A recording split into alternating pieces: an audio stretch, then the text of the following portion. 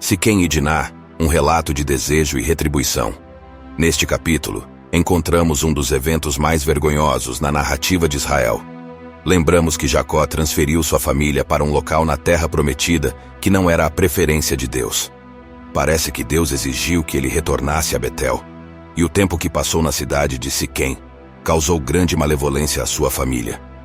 Gênesis capítulo 34, versículos 1 ao 4. Agora Diná, a filha de Leá, a quem ela havia apresentado a Jacó, partiu sem acompanhamento para visitar as jovens da terra. Quando Siquém, filho de Hamor, o Hivita, o líder principal da região, a viu, ele a capturou e a forçou a se deitar com ele, desonrando-a e afrontando-a. Mas sua alma ansiava por isso se prendeu a Diná, filha de Jacó, e ele amou a jovem e confortou os desejos de seu coração juvenil com palavras gentis. Mas antes de continuar, gostaria de pedir para você que se inscreva nesse canal para receber nossos conteúdos e ajude a espalhar a palavra de Deus. Então Siquém disse a seu pai, Hamor, por favor, obtenha esta jovem como minha esposa. Quando os líderes e heróis bíblicos são retratados na Bíblia de forma tão direta e clara, podemos reconhecer a origem divina da Bíblia por esse motivo. Pois os seres humanos geralmente não escrevem sobre si mesmos, suas famílias e antepassados dessa maneira. Jacob fez uma escolha infeliz sobre onde estabelecer sua nova moradia. Apesar de esta cidade exercer uma influência poderosa e negativa, ele desejava viver nas proximidades da cidade para a qual Deus o havia chamado, Betel. E a má escolha de Jacó quanto ao local de residência tornou sua família vulnerável à influência negativa. Gênesis capítulo 33, versículo 18, Bíblia ampliada. Quando Jacó voltou de Padã Arã, ele chegou com segurança e paz à cidade de Siquém, na terra de Canaã, e acampou em frente à cidade fortificada. Jacó e Leá foram descuidados, ao permitir a interação não supervisionada em uma comunidade imoral. Isso serve para destacar os baixos padrões morais predominantes entre os cananeus. Qualquer mulher desacompanhada estava sujeita a ser tratada dessa maneira. E nas subsequentes negociações, nem o pai nem o filho sentem a necessidade de se retratar ou se desculpar pelo que aconteceu. Esta era uma região marcada pela injustiça. Quanto ao jovem conhecido como Siquém, ele sucumbiu a uma forte atração por Diná e a tratou com gentileza. No entanto, é importante frisar que seu sentimento por ela não era amor genuíno, mas corrompido. O afeto de Shechem por Diná não era puro, altruísta ou espiritual, mas profundamente egoísta. Ele a valorizava pelo que poderia obter dela em vez de amá-la pelo que ela era.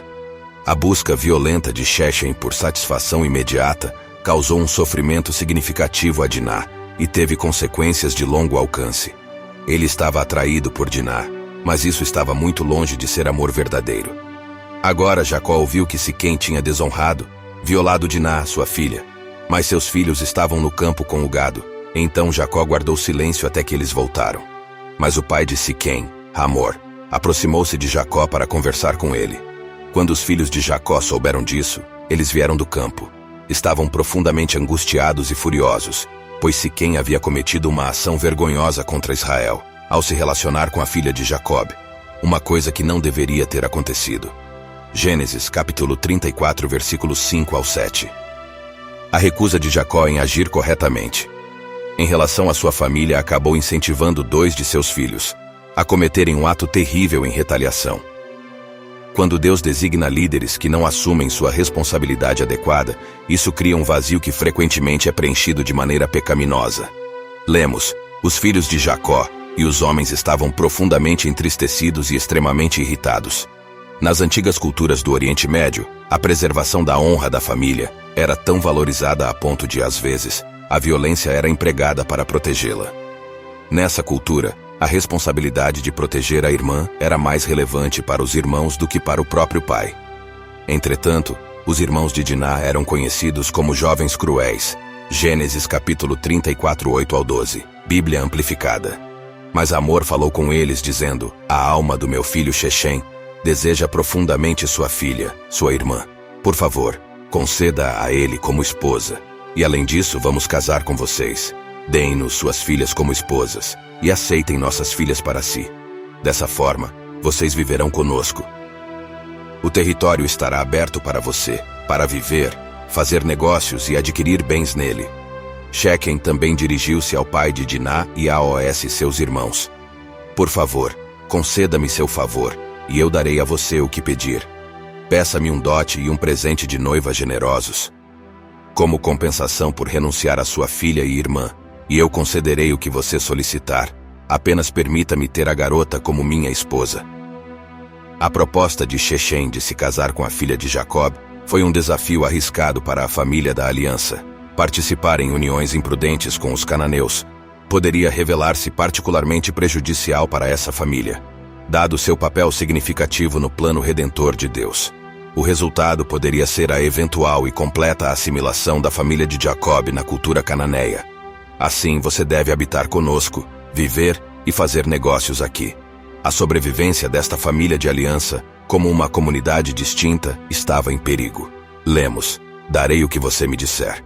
Hamor e Shequem talvez tenham pensado que estavam sendo generosos, mas sua abordagem para negociar. Os termos do casamento de Diná foi um insulto a ela e sua família. Eles abordaram a situação como se fosse um leilão, como se dinheiro e um casamento pudessem apagar a vergonha que ela havia sofrido.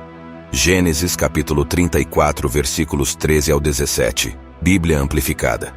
O filho de Jacó respondeu a Siquém e ao seu pai Hamor com astúcia, pois Siquém havia desonrado e envergonhado sua irmã Diná. Eles disseram a eles: não podemos concordar com isso. Recusamos dar nossa irmã em casamento a alguém que não tenha sido circuncidado, pois isso seria um opróbrio para nós. No entanto, concordaremos com sua proposta sob uma única condição. Se vocês se submeterem à circuncisão, assim como nós, então entregaremos nossas filhas em casamento a vocês, e tomaremos suas filhas como esposas para nós, unindo nossos povos em uma única comunidade. Mas se vocês se recusarem a nos ouvir e a se circuncidarem, então pegaremos nossa filha Diná e partiremos. Os filhos de Jacó responderam dissimuladamente. Sua resposta a Siquém e Hamor foi uma estratégia planejada e calculada. Hamor e Siquém aceitaram a exigência, porque a circuncisão era uma prática comum, não apenas entre os israelitas, mas também em algumas outras culturas antigas. Eles estavam familiarizados com essa prática devido aos costumes de outras nações. Lemos: pois isso seria uma afronta para nós. Desde o início, Simeão e Levi conceberam um plano malicioso contra Siquém, Hamor e seu povo. No entanto, eles disfarçaram suas intenções malévolas com palavras enganosas, usando Diná como fachada para seu intento maligno.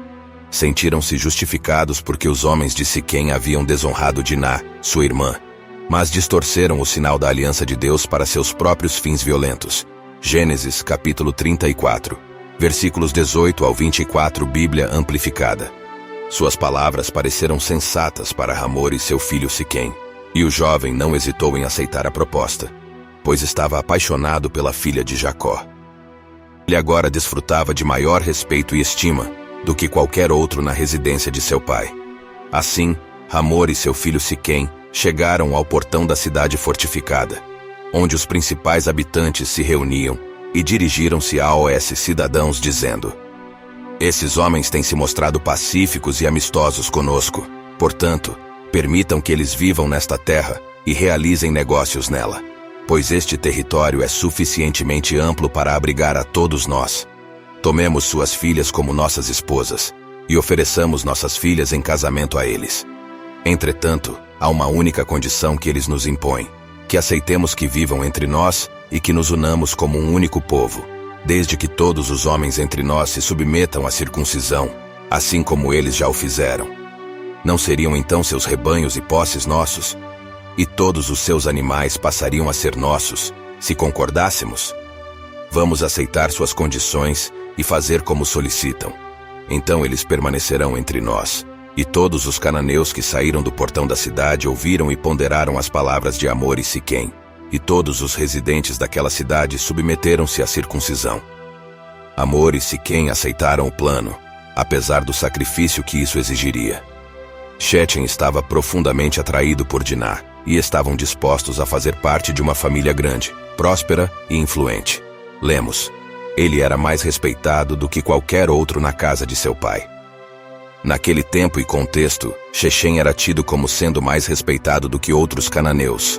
O homem de Siquém concordou com os termos e submeteu-se ao doloroso e arriscado procedimento de circuncisão. Agora, no terceiro dia após a circuncisão, quando todos os homens estavam terrivelmente doloridos e sofrendo, 2 dos filhos de Jacó, Simeão e Levi, os irmãos de Diná, sem qualquer suspeita de más intenções, corajosamente entraram na cidade e assassinaram todos os homens. Isso não foi apenas um ato feroz e traiçoeiro, mas também profanou a aliança da circuncisão de Deus. Lemos: entraram com ousadia. Foi um plano corajoso para eliminar toda uma comunidade de homens, sob a máscara de concordar com a circuncisão. Foi um ato destemido em prol do mal. Um comentarista bíblico bem conhecido observou que a audácia com que executaram seu plano sujo revela a dureza de seus corações. Eles mataram Ramor e seu filho Siquém com suas espadas afiadas e resgataram Diná da casa de Siquém, onde ela estava residindo, e partiram.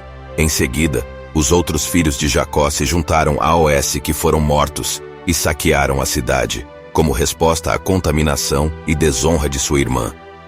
Eles apreenderam os rebanhos dos cananeus, juntamente com seus jumentos, e tudo o que havia na cidade e nos campos, saquearam toda a sua riqueza e levaram todos os filhos e esposas como cativos, até mesmo tudo o que estava dentro de suas casas.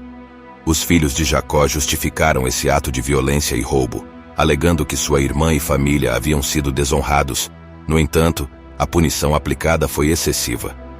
Os filhos de Jacó saquearam completamente a cidade de Siquém, incluindo a captura das mulheres e crianças sobreviventes como escravas. Um comentarista bíblico observou: enquanto procuravam fazer justiça pela desonra de suas irmãs, com um ato traiçoeiro, eles mataram todos os habitantes de Siquém. Trazer assim a culpa de assassinato sobre uma família que deveria ser separada para o Senhor. Então Jacó repreendeu Simeão e Levi. Destruiu minha reputação, fazendo de mim um alvo de desdém entre os habitantes desta terra, os cananeus e perizeus. Meus homens são poucos em número, e os habitantes da terra se reunirão contra nós e nos atacarão. Seremos aniquilados, eu e minha família. Mas Simeão e Levi responderam: deveríamos permitir que nossa irmã fosse tratada como uma prostituta? E essa foi a única resposta deles. Eles estavam convencidos de que sua irmã Diná tinha sido abusada e tratada de maneira terrível, mas nada disso justificava seus atos excessivamente violentos, incluindo um massacre, o aprisionamento de mulheres e crianças e o saque.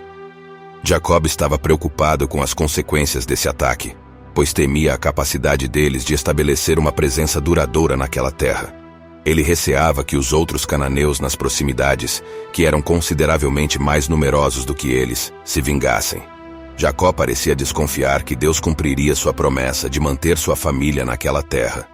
Siquém havia transgredido as justas leis de Deus e cometido atos violentos contra uma mulher inocente. Os filhos de Jacó usaram um símbolo sagrado de sua aliança com Deus como uma artimanha para perpetrar um massacre muito além da culpa. Siquém havia transgredido as justas leis de Deus e cometido atos violentos contra uma mulher inocente. Quando Jacó estava prestes a falecer, ele proferiu profecias sobre cada um de seus 12 filhos. Isso é o que ele disse sobre Simeão e Levi. Gênesis capítulo 49, versículos 5 ao 7. Simeão e Levi são irmãos. Suas espadas são instrumentos de violência. Que minha alma não participe de seus planos secretos. Que minha honra não esteja associada à sua assembleia. Pois em sua ira eles mataram homens. Eles deliberadamente destruíram a cidade de Siquém, um ato que foi reprovável. E eles agiram com impulso, agarrando o gado. Amaldiçoada seja sua raiva tão feroz, e sua ira tão cruel. Eu os dispersarei e espalharei em Israel. Eles se espalharão por toda a terra. Jacó percebeu a verdadeira natureza de Simeão e Levi, mas repreendeu-os quando já era tarde demais. As palavras proféticas de Deus através de Jacó se cumpriram. Deus dividiu as tribos de Simeão e Levi, espalhando-os entre as tribos de Israel, embora cada tribo tenha tido um destino diferente. Esta história nos ensina importantes lições para a vida. Primeiramente, Siquém, filho de Ramor, o Heveu, era um príncipe da terra e representava a realeza, mas também estava cheio de arrogância e cedia a seus desejos luxuriosos. Às vezes, o caminho que leva à ruína e à destruição pode parecer perigoso ou aterrorizante, e muitos de nós o evitaríamos antes que nossas vidas saiam de controle. No entanto, frequentemente é uma estrada sutilmente atraente, repleta de prazeres e falsa segurança. Como está escrito, há um caminho que parece certo ao homem, mas o seu fim é o caminho da morte. A vida de Siquém e suas escolhas influenciadas pela luxúria ilustram vividamente esse ponto sobre a destruição. Uma única decisão e ação correspondente que durou apenas alguns minutos foram suficientes para trazer a morte para toda a família de Siquém. Tudo começou quando ele sentiu uma atração sexual pela filha de Jacó, chamada Diná. No entanto, ele sabia que não podia tê-la porque não era casado com ela.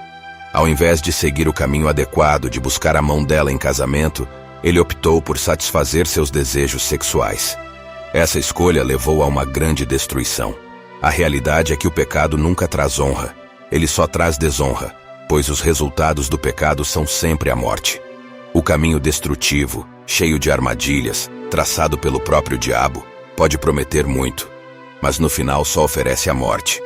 Aqueles que trilham esse caminho muitas vezes estão tão cegos pelo prazer que não conseguem enxergar a dor que o acompanha. A menos que nossas mentes sejam renovadas, podemos nos iludir, acreditando que uma vida justa é tediosa, em vez de abraçar a verdade de que fomos criados para encontrar descanso, alegria, sabedoria e paz em Cristo. Provérbios capítulo 10, versículo 29. O caminho do Senhor é um refúgio para os justos, mas a destruição espera pelos que praticam o mal. O diabo sempre usou o mesmo truque desde o início, oferecendo prazeres que satisfazem a carne. A primeira vez que Deus mencionou seu propósito, a destruição da humanidade veio após a luxúria ter seduzido as pessoas, levando-as a se envolver em atos malignos que desagradaram profundamente a Deus. Gênesis capítulo 6, versículo 1 ao 3. Aconteceu que, à medida que a população humana crescia na terra, nasceram filhas para os homens, e os filhos de Deus viram que as filhas dos homens eram belas e desejáveis. Então eles escolheram esposas entre elas, qualquer que fosse a sua escolha. Então o Senhor declarou: Meu espírito não permanecerá com o homem para sempre, porque ele é de fato carnal, pecaminoso e corrupto, entregue aos apetites sensuais. No entanto, os seus dias serão limitados a 120 anos. A conduta deles era tão perversa que Deus lamentou ter criado a humanidade. Felizmente, a vida justa de Noé preservou a terra da destruição total. É importante lembrar que qualquer coisa que nos leve a seguir um caminho contrário à vontade de Deus já está nos encaminhando para a ruína física e espiritual. Mesmo depois de perdoar uma mulher adúltera, Jesus disse a ela: Vá e não peques mais. Ele sabia que o pecado, se continuado, a levaria a um caminho de mais dor, vazio, vergonha e destruição. Embora Jesus não a condenasse, ele a aconselhou a mudar de caminho. Isso significa que Jesus não tolera o pecado, mas aceita o pecador que se arrepende. A única maneira de evitar o caminho que leva à destruição é escolher o arrependimento sincero e abandonar os antigos caminhos que glorificam o diabo. Atos, capítulo 2, versículo 38. Pedro então lhes disse: Arrependam-se, mudem seus pensamentos antigos, afaste-se dos seus caminhos pecaminosos, aceitem e sigam Jesus como o Messias, e cada um de vocês seja batizado, em nome de Jesus Cristo, para o perdão dos seus pecados, e vocês receberão o dom do Espírito Santo. A boa notícia é que, com a ajuda do Espírito Santo, podemos evitar a destruição nesta vida e na vida após a morte. Vamos orar. Pai, agradecemos pelo seu amor que nunca desiste de nós. Senhor, agradecemos por abrir nossos olhos para entender por que devemos evitar os caminhos que parecem certos, mas que levam à morte e à destruição. Reconhecemos que você é o Pai amoroso que deseja que seus filhos evitem o caminho da destruição, e pedimos que você nos mantenha no caminho da justiça pela sua graça. Ajude-nos a viver vidas sábias que sejam sempre agradáveis a você. Em nome de Jesus, oramos. Amém.